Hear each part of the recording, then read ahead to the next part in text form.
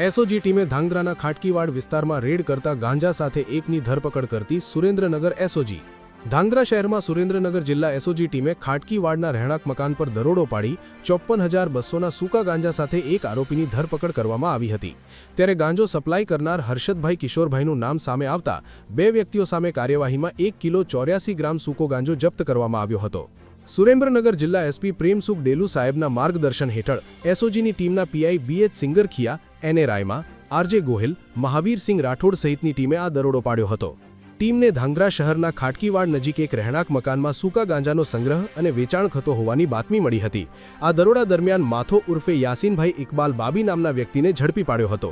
જ્યારે પોલીસે ગાંજો કોની પાસેથી મંગાવ્યો તેવું કહેતા હર્ષદભાઈ કિશોરભાઈ નામના વ્યક્તિ પાસેથી મંગાવ્યો હોવાનું તપાસમાં ખુલતા પોલીસે ધાંગધ્રા સિટી પોલીસ સ્ટેશન ખાતે ગુનો નોંધી આગળની તપાસ હાથ ધરી છે। રિપોર્ટર સિકંદર ભટ્ટી, સુરેન્દ્રનગર।